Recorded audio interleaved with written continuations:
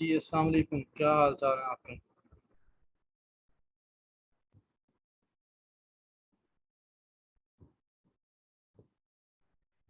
आवाज़ आ रही है आप लोगों को? जी सर आ रही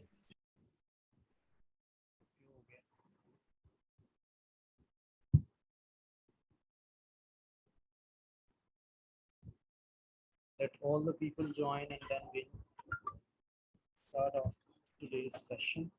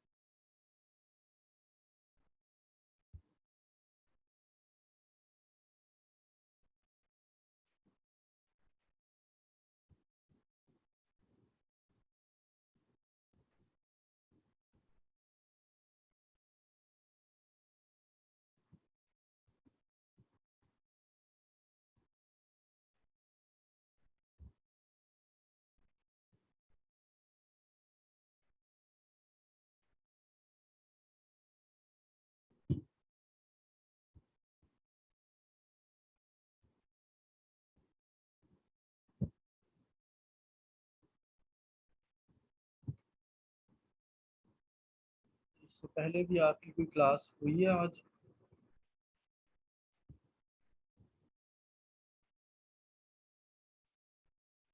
होनी थी सर पर हुई नहीं। तो मैम मीटिंग थी इसमें।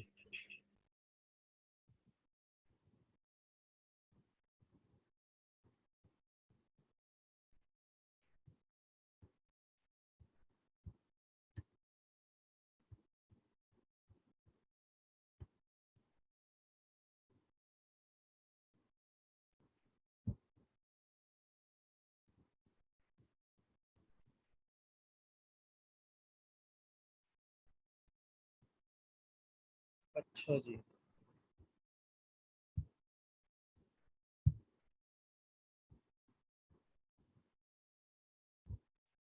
Students are joining the session. We are about to start our discussion. But before that, there are a few things all of you must know.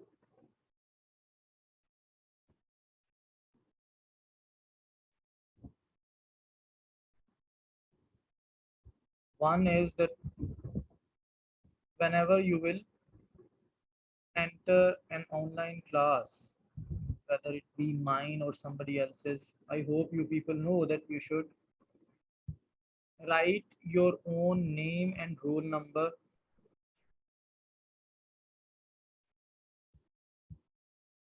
to join the session, so that when we are going to look at the participants list, your name and roll number will appear and your attendance will be marked. दूसरा उसमें आपको पता है कि Zoom session expires after 40 minutes. So we'll have two sessions of, let's say, 30 minutes or 40 minutes plus 20 minutes in order to make it 1 hour. So you will be using the same Zoom details I have already shared to join the second session. The ID and password will remain the same. Acha ji. So first of all, this is, our second class of this week, and I want to give you an overview plus some additional ideas on the topic that we have discussed so far. And the topic was to understand the idea of fundamentalism,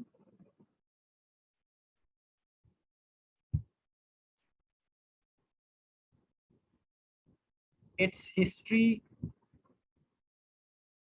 and how it has been conceived by the world and the critics. So there are many things, many ideas we have already touched upon with reference to Hanif Qureshi's short story, My Son the Fanatic, in which I wanted you to understand how this idea of fanaticism is associated by Pervez with his son Ali.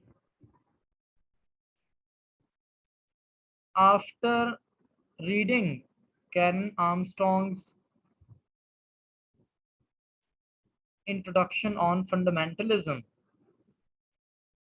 from her book, The Battle for God, and then the second reading I assigned you yesterday, that was article by Samuel P. Huntington entitled The Clash of Civilizations. When we complete today's discussion, and I'm going to offer you an overview of our previous discussions plus some more ideas to understand the discussion fairly well. Next week, when we are going to conduct this class and you are going to attend this class, I want all of you to ensure reading these three things. First, 3 pages from Armstrong's Introduction to Battle for God, pages 5 to 7. Secondly, Huntington's article, The Clash of Civilizations. And third, Hanif Qureshi's short story, My Son the Fanatic, once again. Because this time I want to analyze this short story in great detail, because if we do not apply these ideas to a literary text, our discussion remains incomplete. So it will not be sufficient for us to just be familiar with some of the ideas about fundamentalism, its background, history, its evolution, and then the nature of conflict between Islam and Western civilization, and some other ideas related to it.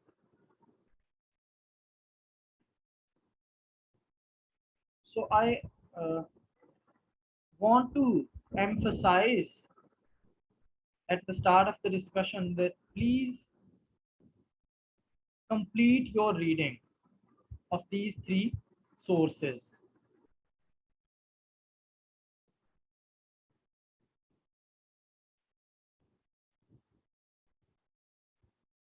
तो ये आपने तीनों जो है ना next week तक जिन्होंने अभी तक नहीं पढ़ा, they will have ample time during the weekend to complete these three readings. And I'll share these two or these three readings on your CMS too, just for the sake of your convenience. If somebody is unable to find Huntington's article, which I think you should have by now, you can easily download these readings from your CMS and then go through them. All right. Now, almost Many of the students have joined, 18 of them, or probably 17, including me, 18. See, if we look at our discussion on fundamentalism with reference to Karen Armstrong's introduction, there are a few points that I explained in previous two discussions.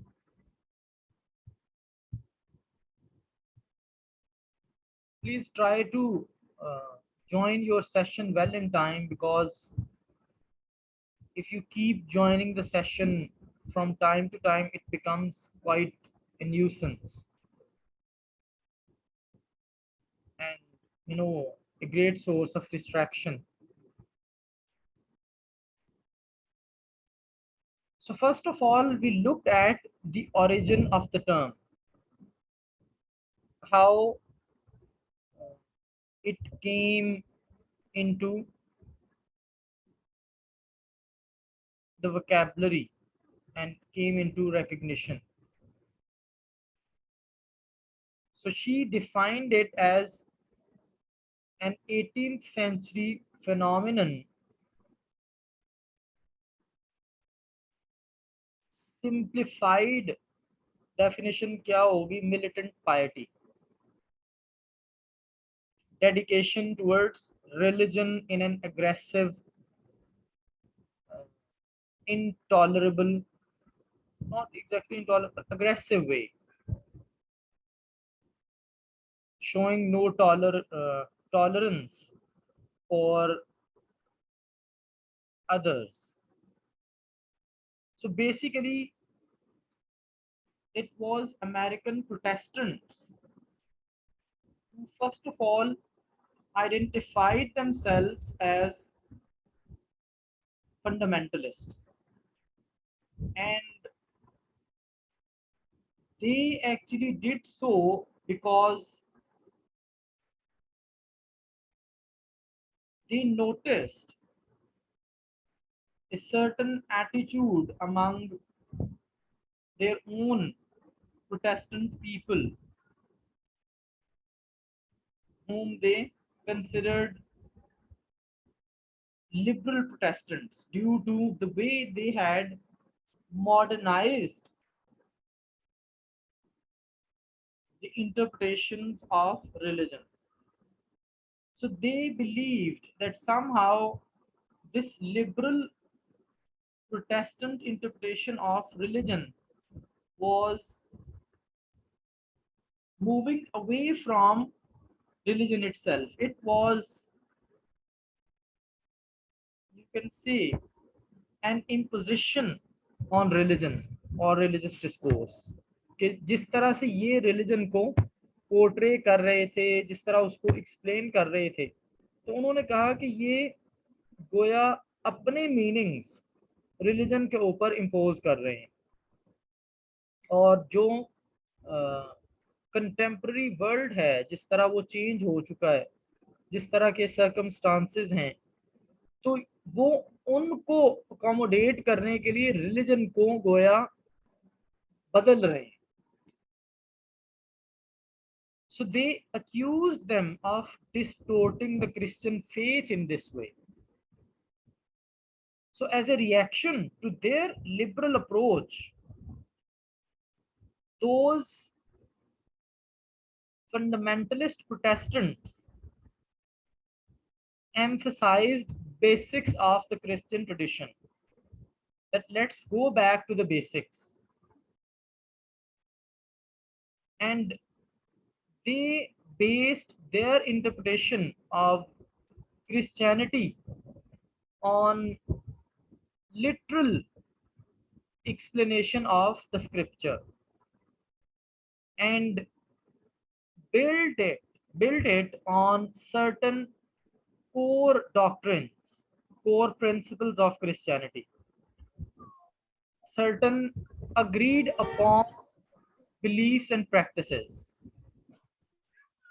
तो उन्होंने कहा कि भाई इस liberal movement को reject करने का और दोबारा से to restore the original spirit of Christian faith was to go back to the basics of the Christian tradition.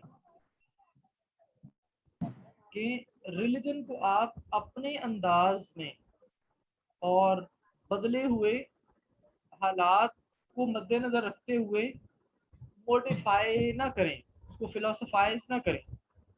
Let it remain simple. The scripture means what it means. You do not need to somehow bring in your own interpretations जो कि उसके literal content से दूर है.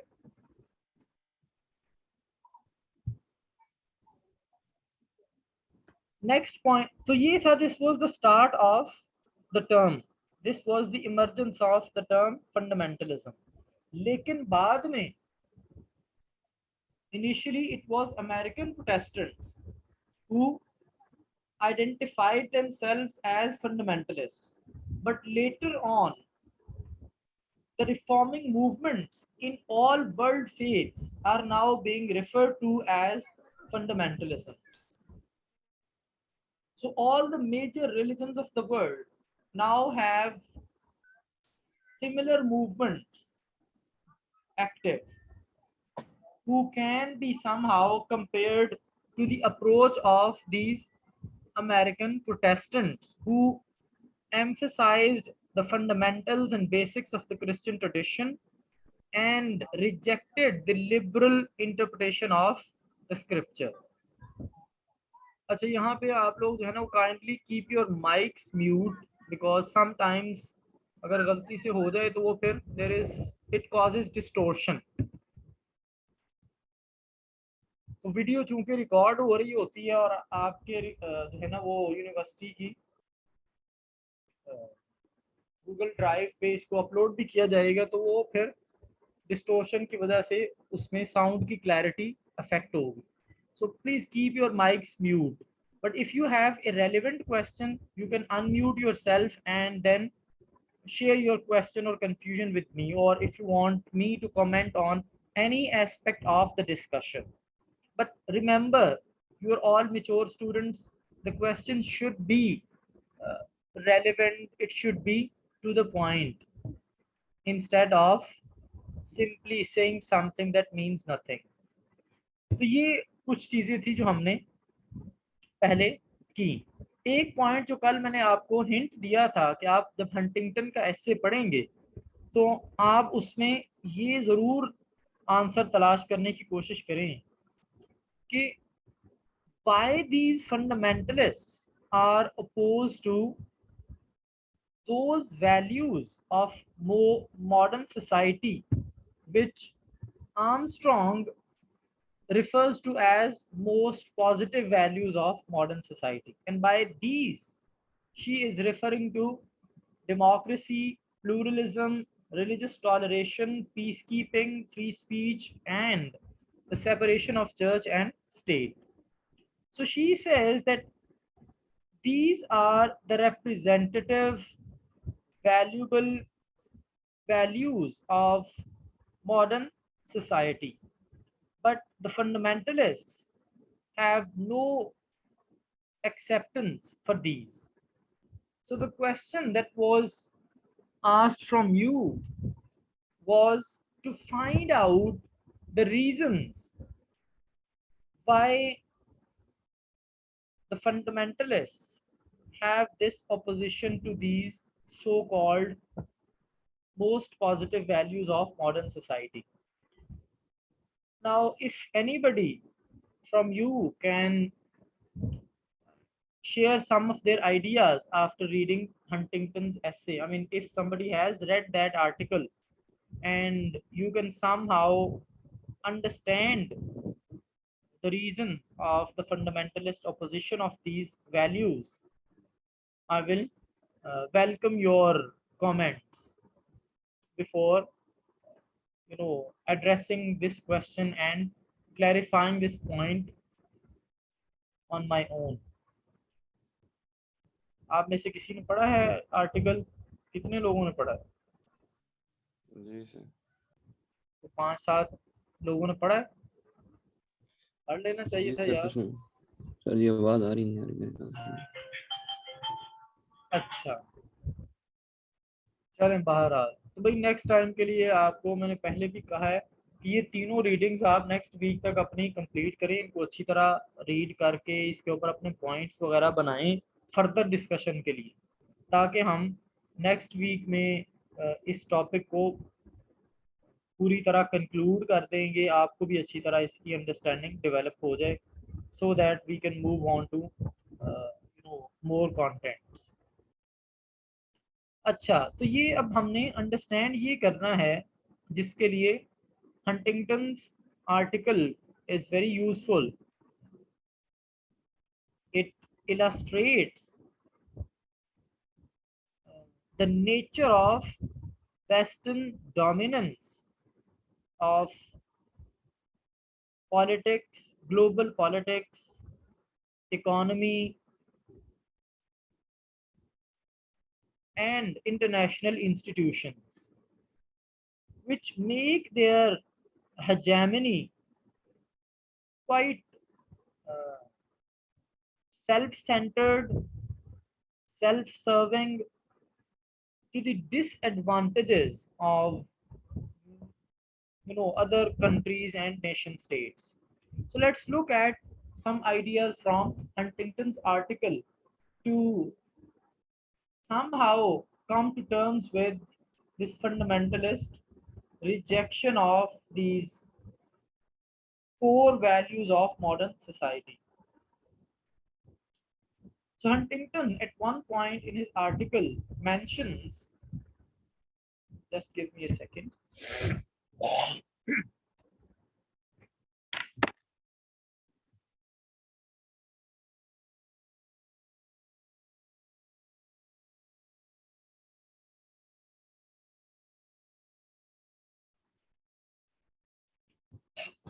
अच्छा जी, the West, in effect, is using international institutions, military power, and economic resources. See, I'm quoting a few passages from Huntington's article because these are the key passages helping us understand the viewpoint of fundamentalists from scholarly, or from you can say mature scholarship. This is not simply an opposition based on their old fashioned ideas. So Huntington mentions that the West, in effect, is using international institutions like IMF, World Bank for economy, and similarly, WHO and other institutions, international institutions, military power, and economic resources to run the world in ways that will maintain Western predominance, protect Western interests, and promote Western political and economic values. Now, this one paragraph, or more accurately speaking, one sentence, one long sentence from his article, actually exemplifies the West's unjust and biased approach towards the world at large. What we can understand here is that they have developed, the West has developed their unquestionable control and influence on everything that concerns the world at large. See, they are in command of all influential international institutions. Some of you might be familiar with these, as I have named a few.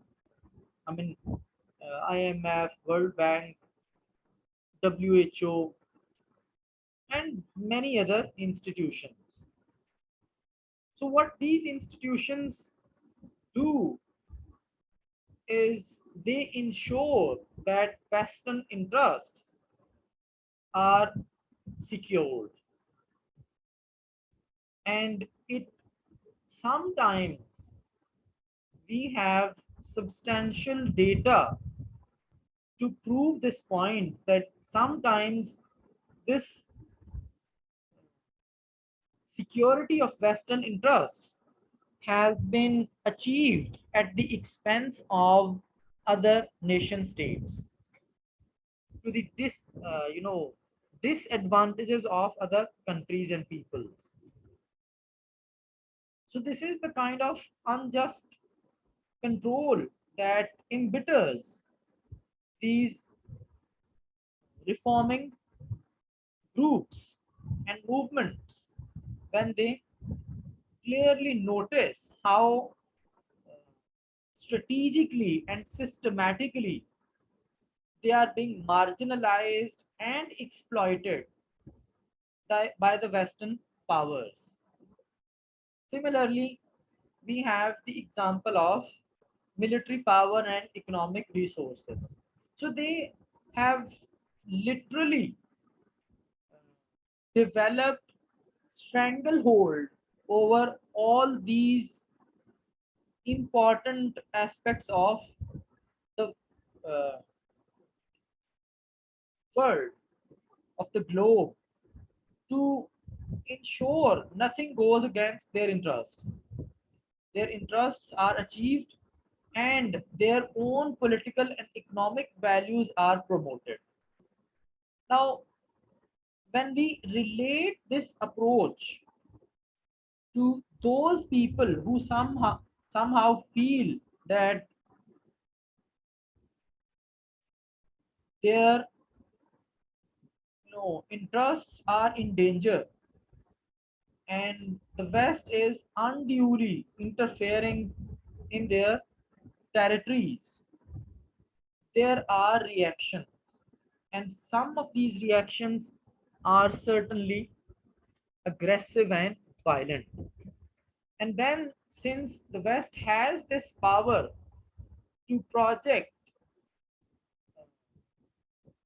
any image of these groups, they are seen in dark colors. If we move on and go through Huntington's article, understanding the same idea, in another passage, he says Western concepts differ fundamentally from those prevalent in other civilizations. Now, first quotation from Huntington explains the West's attitude towards other nation states and peoples, how they somehow exploit their position of power and put other peoples at a disadvantage. Now, here, what we can understand is, and this is what relates to Armstrong's idea that these fundamentalists are opposed to the most positive values of modern society. Some of them we have already mentioned. Huntington explains that the Western concepts are not absolute truths, they are human constructs. And hence, people from other countries, other parts of the world do not approach these concepts the way uh, the West does. So, Western concepts, let me quote, differ fundamentally from those prevalent in other civilizations. Western ideas of individualism, liberalism, constitutionalism, human rights, equality, liberty, the rule of law, democracy, free markets, the separation of church and state often have little resonance in Islamic, Confucian, Japanese, Hindu, Buddhist, or Orthodox cultures. And this is the point where empathy needs to be evoked to understand the viewpoint of these fundamentalist groups opposing these values of Western society. Now, if you look at Armstrong's description of these values and the way Huntington explains it, these two passages are approximately the same. The only difference is Huntington brings in some more Western ideas than Karen Armstrong mentions. But the underlying idea is the same, that there is opposition, there is rejection of these representative values and ideas of Western civilization. And this difference, this opposition comes from the fact that other civilizations from which Huntington has mentioned six: Islamic, Confucian, Japanese, Hindu, Buddhist, or Orthodox cultures. So they see these ideas differently. These ideas are not accepted unquestionably by these other civilizations because they have their own reservations. Their approach towards society, individual, law, religion, politics is different. So this is simply a matter of difference of worldview, difference of philosophy of life. So we can say that other civilizations look at life differently from Western civilization, and this is quite understandable. And as I have tried to explain that other civilizations look at society, the individual's relation to society, law, politics, religion differently from Western civilization. So this is a difference of opinion that convinces these reforming groups to reject these uh, core values of Western society. Similarly, at another point, Huntington explains, and this is quite a significant idea. In the post-Cold War world, the primary objective of arms control is to prevent the development by non-Western societies of military capabilities that could threaten Western interests. अच्छा, ये slide आपको तो मैं आगे scroll कर रहा हूँ, जैसे जैसे ये चेंज हो रही है तो आपको विजिबल है ना, ये ना हो पहले। जी सर। ठीक है, यानी चेंज होती है जैसे स्लाइड तो आपकी स्क्रीन पे भी वो नेक्स्ट आ जाती। अभी ये टेक्स्ट आपकी स्क्रीन पे विजिबल है। In the post cold war world the primary objective हाँ जी सर, ये विजिबल है। ठीक है, ठीक। क्योंकि समटाइम्स होता है ना कि वो स्क्रीन टीचर आगे स्क्रॉल कर देता है और आपके पास वो शो नहीं हो रही होती। ठीक हो गया। In the post-Cold War world, the primary objective of arms control is to prevent the development by non-Western societies of military capabilities that could threaten Western interests. The West attempts to do this through international agreements, economic pressure, and controls on the transfer of arms and weapons technologies. Now, the point here is that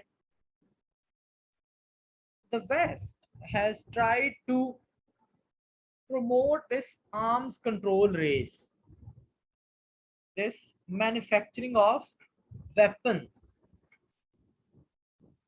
कि जिस तरह दुनिया में nuclear weapons बन रहे हैं, तो एक कैंपेन होती है, एक इस आइडिया को प्रमोट किया जाता है कि भाई कम अज कम वेपन्स मैन्युफैक्चर किए जाएं, कम अज कम न्यूक्लियर टेक्नोलॉजी जो है ना वो यूज़ की जाए, और नए नए मिसाइल्स और टैंक्स ना बनाए जाएं। इसको वो अब हंटिंगटन एक्सप्लेन करता है कि जो पोस्ट कोल्ड वॉर वर्ल्ड है, इसमें ये जो आर्म्स कंट्रोल का आइडिया है, उसका असल कहने के ऑब्जेक्टिव यही है कि जो नॉन वेस्टर्न सोसाइटीज हैं उनको रोका जाए कि कहीं वो मिलिट्री कैपेबिलिटीज इस हद तक इतनी स्ट्रॉन्ग ना बना लें कि कल को वो वेस्टर्न इंटरेस्ट को ही खतरे में डाल दें, कि कल को वो हमारे सामने ही खड़े हो जाए। खुद तो बना रहे हैं और खुद वेपन्स बना के बेच भी रहे हैं, लेकिन दूसरों को कह रहे हैं कि भाई आप ना बनाएं। अच्छा, ये हमारा सेशन एक्सपायर होने वाला है, एंड होने वाला है, तो आप सेम डिटेल्स यूज करके तो अपना नेक्स्ट सेशन ज्वाइन करेंगे।